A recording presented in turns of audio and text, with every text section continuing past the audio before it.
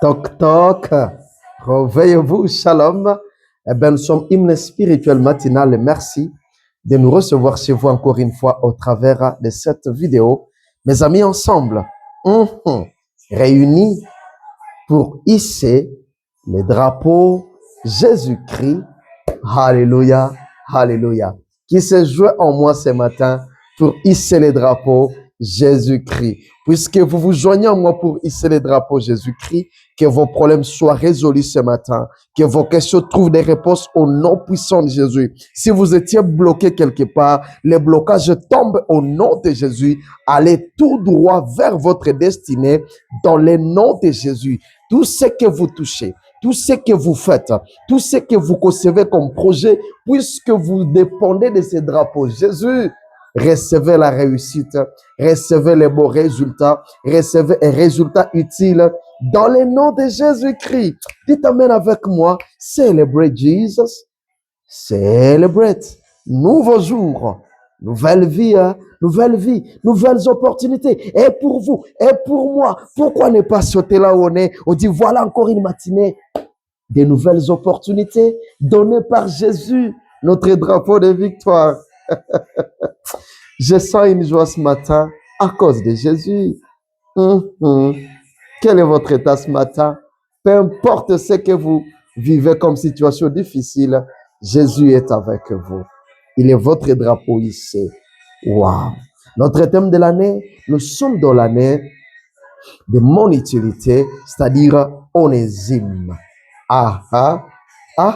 Quelques principes de l'utilité, c'est là que nous sommes. Et pratiquement, nous parlons du travail comme l'un des principes de mon utilité. Vous voulez être utile dans cette vie? Travaillez. C'est simple. On peut même s'arrêter là-bas. Travailler. Le travail, le travail, le travail. Le Saint-Esprit n'est pas contre ces choses. Le Saint-Esprit n'est pas contre le travail. Celebrate Jesus. Celebrate. Here we go again. Nous serons nos sentir, mes amis, n'est-ce pas? Et vous n'avez pas oublié que nous sommes en train de mettre un peu une pause à notre thème à partir de demain. Nous serons en train de parler de qui est le Saint-Esprit. Imaginez, nous sommes dans cette semaine-là de la Pentecôte, mes amis. Nous allons changer un peu de sujet. Qui est le Saint-Esprit? C'est la Pentecôte et rendez-vous spécial avec le Saint-Esprit. Mes amis, préparez-vous à une grande effusion du Saint-Esprit pendant cette semaine. Alléluia. Donc, à partir de demain, nous changeons un peu de la matière. Préparez-vous à inviter beaucoup d'autres. Sur YouTube, nous serons en direct, mes amis.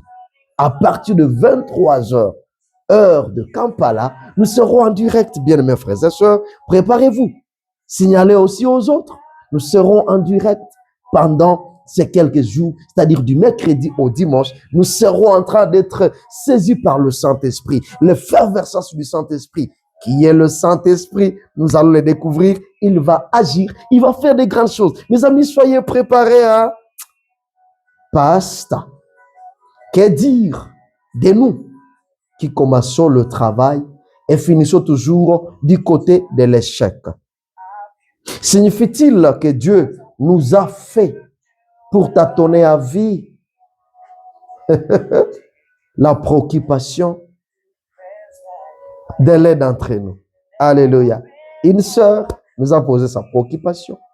Puisque vous êtes en train de parler du travail, pasteur, que dites-vous de nous? Nous commençons le travail, mais nous finissons toujours du côté de l'échec. Ceci veut-il dire que Dieu nous a fait pour rester en train de tâtonner toute la vie? La réponse est non, non, non. Vous écoutez? Never give up on me. Dieu ne t'a jamais abandonné. Il ne s'est jamais fatigué de toi. God, you never give up on me. Est-ce que nous pouvons y revenir? God, you never give up on me. Dieu n'a jamais give up on you. Dieu n'a jamais dit abandon quand il s'agit de toi. Alléluia. Est-ce que quelqu'un se sent dans la joie? Dieu ne t'abandonne pas, ma soeur. Dieu ne m'abandonne pas. Je suis content puisque j'ai Dieu qui ne m'abandonne pas. Donc, non, non, non.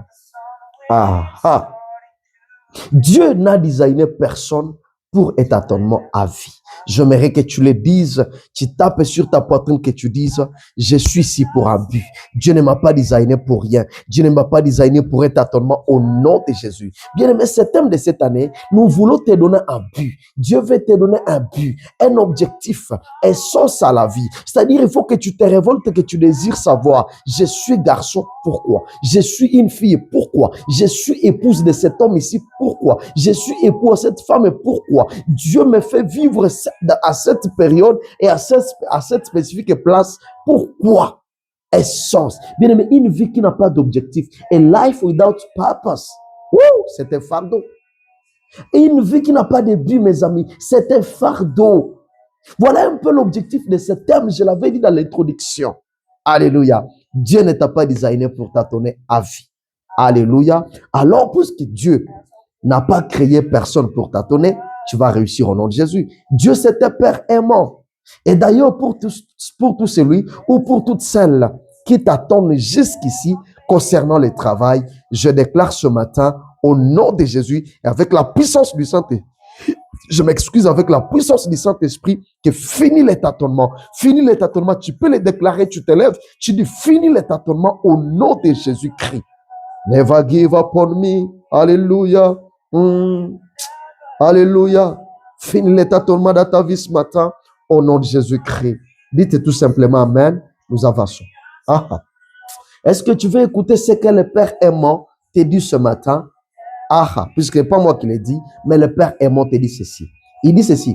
Tes oreilles attendront derrière toi la voix qui dira, voici le chemin, marchez-y, car vous iriez à droite ou vous iriez à gauche.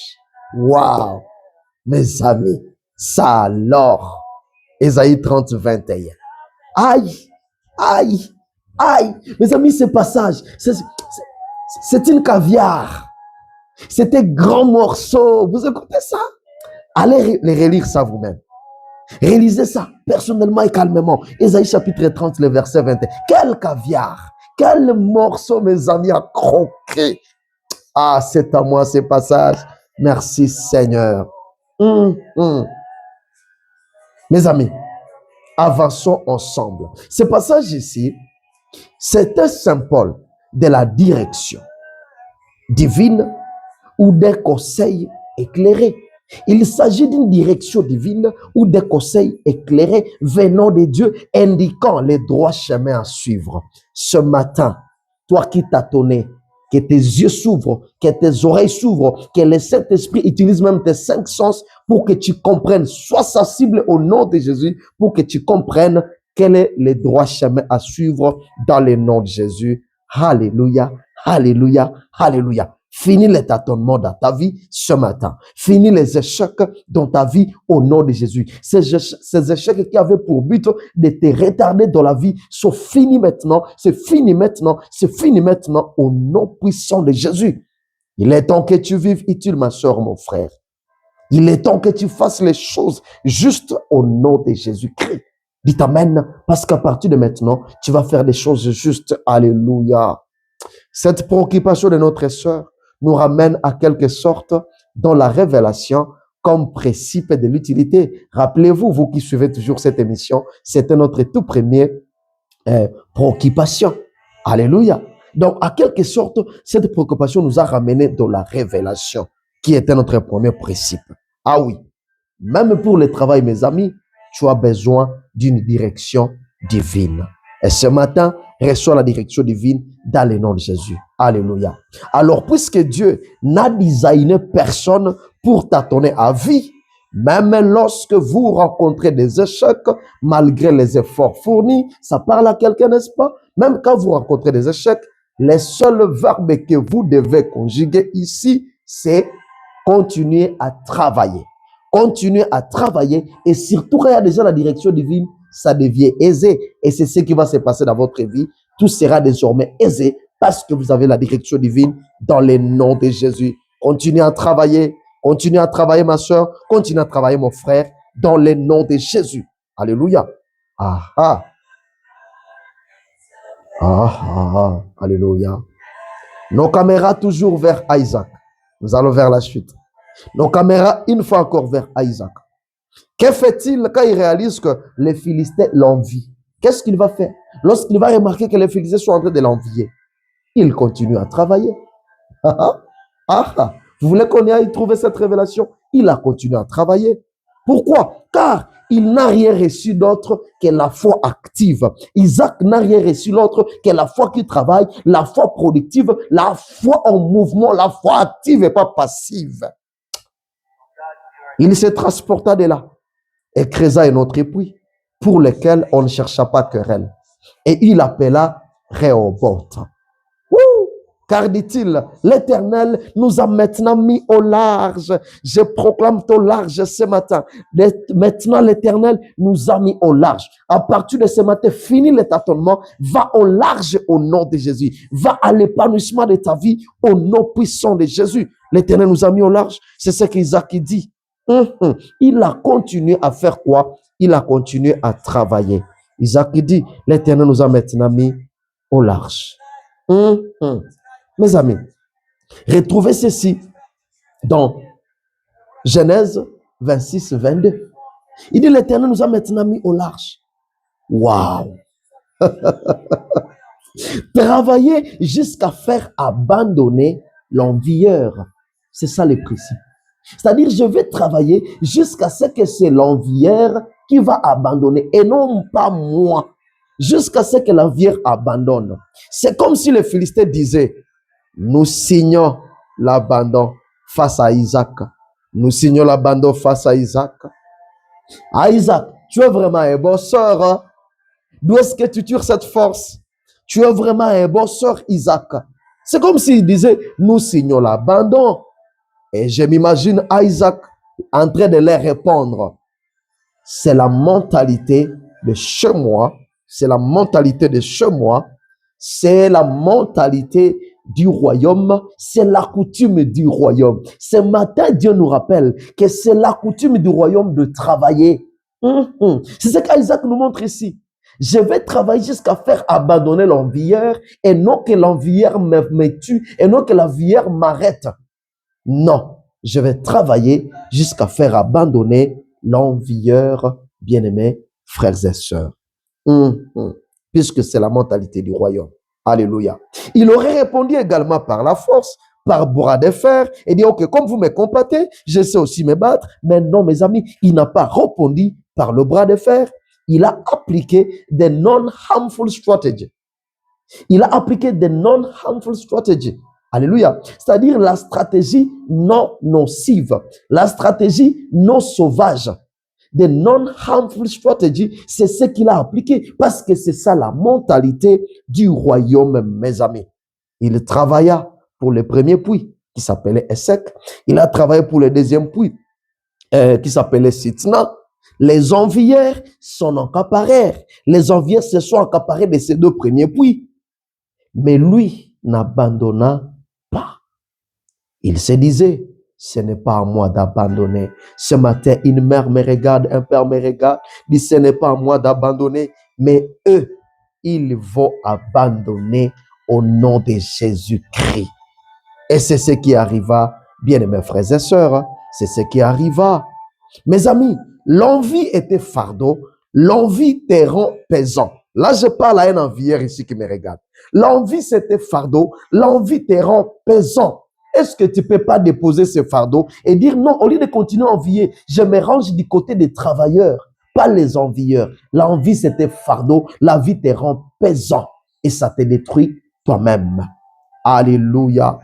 Il est plus aisé d'être travailleur qu'envieur. Retenez cela. Il est plus aisé d'être travailleur qu'envieur. Alléluia. Est-ce que ça parle à un frère?